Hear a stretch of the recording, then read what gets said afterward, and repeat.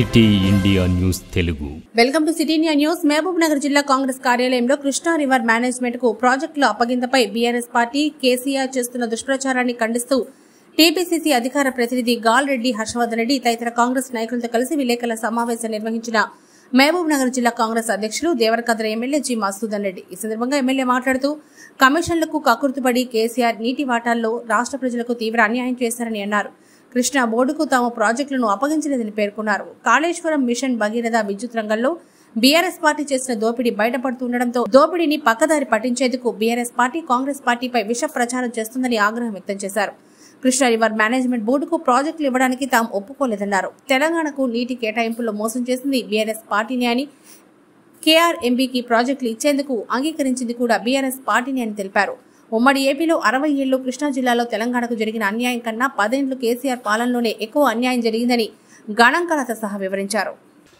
మేము గతంలో ప్రతిపక్షంలో ఉన్నప్పుడు కూడా కాళేశ్వరం ప్రాజెక్టులో జరుగుతున్నటువంటి అవినీతిని, ఆ కాళేశ్వరం ప్రాజెక్టుకు సంబంధించినటువంటి అంచనాలను నిత్యం ప్రశ్నిస్తున్నటువంటి వ్యక్తే ఇవాళ ముఖ్యమంత్రిగా కావడం, అదేవిధంగా ఎన్నికలకు ముందు కాళేశ్వరం ప్రాజెక్ట్ ఏదైతే మేడిగడ్డ దగ్గర నాణ్యత లోపించడం వల్ల కృంగిపోవడం జరిగిందో, స్వయంగా మా ఏఐసిసి అగ్రజులు రాహుల్ గాంధీ గారిని తీసుకెళ్ళి అక్కడ పరిశీలించినటువంటి వ్యక్తే ఈరోజు ముఖ్యమంత్రి గారు.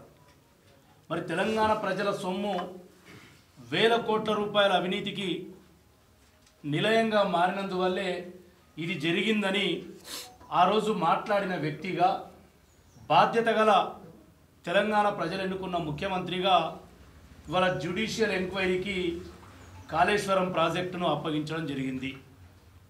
అదొక వైపు. మరొక వైపు గతంలో 2012లో ఆ రోజు తెలంగాణ పట్ల వివక్ష చూపుతున్న కిరణ్ కుమార్ రెడ్డి దగ్గర 69 జీవోను సాధించిన కొడంగల్ ఎమ్మెల్యేగా ఉన్న వ్యక్తే ఈరోజు ముఖ్యమంత్రిగా ఉన్నారు. మరి తను సాధించిన 69 జీవోను పక్కన పెట్టి పాలమూరు రంగారెడ్డి ఎత్తిపోతల ఎస్టిమేషన్నే పూర్తిగా మార్చేసిన ఆ రోజు వ్యతిరేకించిన వ్యక్తి రేవంత్ రెడ్డి తన అధికారంలోకి వచ్చిన 50 రోజుల లోపలనే మా ఎమ్మెల్యేలను అందరినీ కూర్చోబెట్టుకొని 69 జీవోను మళ్ళీ అమలు పరుస్తూ కొడంగల్ నారాయణపేట ఎత్తిపోతల పథకానికి శ్రీకారం చుట్టడం జరిగింది.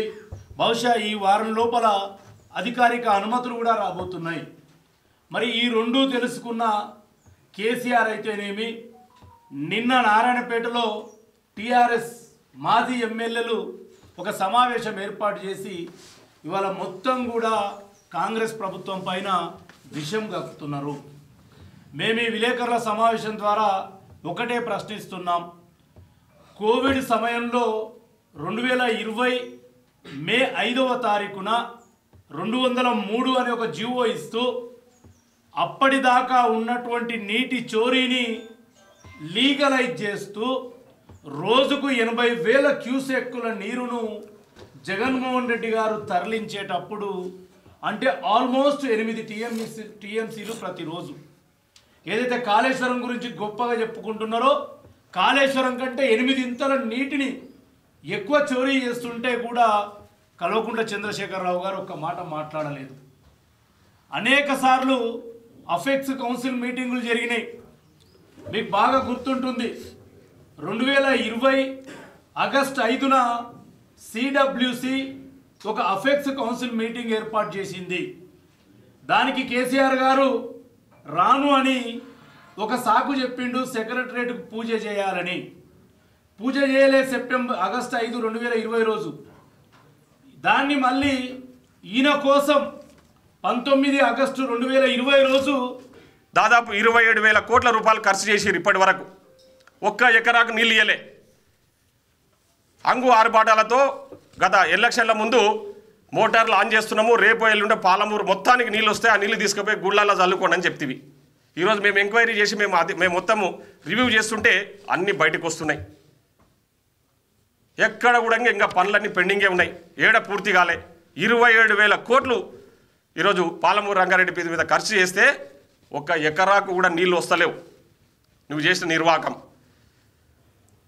నార్లాపూర్ కాడ స్టార్ట్ చేసినావు, అక్కడ నుంచి ఒక్కొక్కటి స్టార్ట్ చేసుకుంటా ఒక్కొక్క రిజర్వాయర్ కంప్లీట్ చేసుకుంటూ వస్తే కనీసం అక్కడక్కడ నీళ్ళు ఇచ్చే అవకాశం ఉంటుండే. నార్లపూడి కాడ పెండింగ్ అట్లే ఉంది, పాలెం కాడ అదే ఒట్టెం కాడ పనులు అట్లే పెండింగ్ ఉన్నాయి, మా కరువెన కాడ పనులు అట్లే పెండింగ్ ఉన్నాయి, ఇక మన ఉద్దండపూర్లో పనులు అట్లే పెండింగ్ ఉన్నాయి. ఏవి పూర్తి కాలే, కానీ 27,000 కోట్లు మాత్రం ఖర్చు చేశారు. 20 ఎకరాలకు కూడా నీళ్లు లేవు. ఇది మీరు చేసిన ప్రయత్నాలు. మీకు అవసరాల కోసం, మీ కమిషన్ల కోసం కక్కుర్తిపడి వేల కోట్లు రాష్ట్ర ప్రజాధనాన్ని, ప్రజల ధనాన్ని దుర్వినియోగం చేసిన మీరు ఈరోజు మాకు తెలియలేదు, మా ముఖ్యమంత్రి గారికి ఏం తెలియదని మాట్లాడుతూ ఉన్నారు. మిమ్మల్ని మేము టచ్ చేయాల్సిన అవసరం లే, ప్రజలు ఆల్రెడీ టచ్ చేసిర్రు, మిమ్మల్ని ఇంట్లో కూర్చోబెట్టిర్రు. ప్రజలు రేపు జరగబోయే ఎంపీ ఎలక్షన్లలో కూడా మీకు తగిన బుద్ధి చెప్పి మీరు చేసిన నిర్వాహకాలన్నీ కూడా ప్రజలు గమనిస్తూ ఉన్నారు ఈరోజు. కాబట్టి ఇప్పటికైనా మేము చేస్తున్న ప్రజాపాలన పట్ల మీరు హర్షం వ్యక్తం చేయండి. అంతేగాని మీ తోట్ల, మీ దొడ్ల కట్టేసే కొందరు ఎర్రి కుక్కలు ఉంటాయి కదా, ఆ ఎర్రి కుక్కలతోనే మురిగిస్తున్నారు కొన్ని దగ్గరలల్లో. మన ఎర్రి కుక్క వానికి ఏమాత్రం ఇంత జ్ఞానం ఉన్నా అసలు పనులు చేయడు. ఒక ఎంపీగా చేసినోడు, ఎమ్మెల్యేగా చేసినోడు ముఖ్యమంత్రి గారికి చెప్పు చూపిస్తున్నాడు. ఆ ఎర్రి కుక్కకి ఏం తెలుసు ఏం జరిగింది అనేది?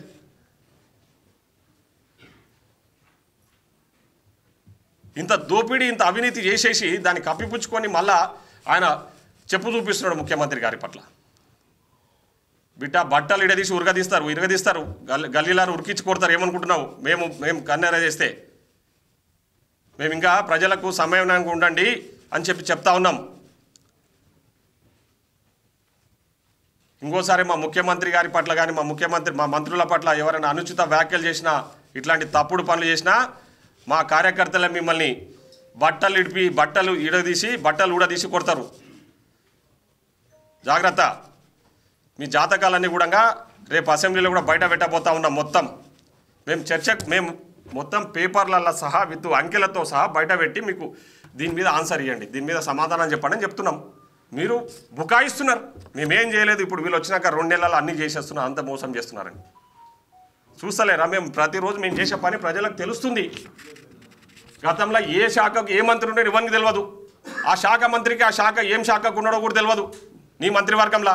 కానీ ఈరోజు ఫైనాన్స్ మినిస్టర్ ఎవరు, పంచాయతీరాజ్ శాఖ మంత్రి ఎవరు, రెవెన్యూ శాఖ మంత్రి ఎవరు, హోమ్ మినిస్టర్ ఎవరు, ముఖ్యమంత్రి ఎవరు అన్నది స్పష్టంగా తెలుస్తుంది. వారి శాఖలలో మా మంత్రులు చాలా పారదర్శకంగా పనిచేస్తూ ఉన్నారు.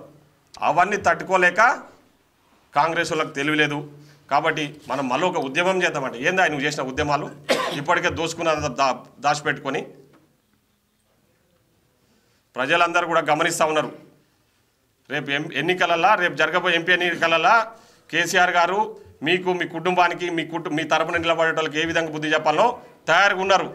ఏమి ఇబ్బంది లేదు. అవి సర్దుకోండి ఫస్ట్. ఈరోజు కృష్ణా రివర్ మేనేజ్మెంట్ బోర్డుకు మేమేదో అప్పచెప్పినామని చెప్తున్నారు కదా, మీరే అన్ని నిర్ణయాలు తీసుకొని అన్ని ఒప్పేసుకొని జగన్మోహన్ రెడ్డితో కొల్లుడై నీళ్లు కూడా వాళ్ళు దోసుకపోతుంటే చూసుకుంటా కూర్చొని కాంగ్రెస్ పార్టీ మీద నెపం నెప్పే ప్రయత్నం చేస్తూ ఉన్నారు. కాబట్టి మేము దాన్ని తీవ్రంగా ఖండిస్తూ ఉన్నాం. ఈరోజు మా ముఖ్యమంత్రి గారు కూడా ప్రతిరోజు మేము కలుస్తూ ఉన్నాం. 2 రోజులకో 3 రోజులకో ఒకసారి కలిసినప్పుడు మాకు ఒకటే చెప్తా ఉన్నాడు, పెండింగ్ ప్రాజెక్టులు, గతంలో కాంగ్రెస్ పార్టీ చేపట్టిన పెండింగ్ ప్రాజెక్టులు ఎక్కడున్నా అవి పూర్తి చేద్దాము. కృష్ణా రివర్ ద్వారా మనకు రావాల్సిన నీళ్ళన్నింటినీ కూడా మైబ్నార్ను ఇతరత ప్రాంతాలు కూడా సస్యశ్యామలం చేసుకునే విధంగా మనం ముందుకు వెళ్దామని చెప్పేసి ముఖ్యమంత్రి గారు చెప్పారు. దాని మీద మేము సీరియస్గా వర్కౌట్ చేస్తున్నామని చెప్పేసి ఈ సందర్భంగా తెలియజేస్తాం. ధన్యవాదాలు.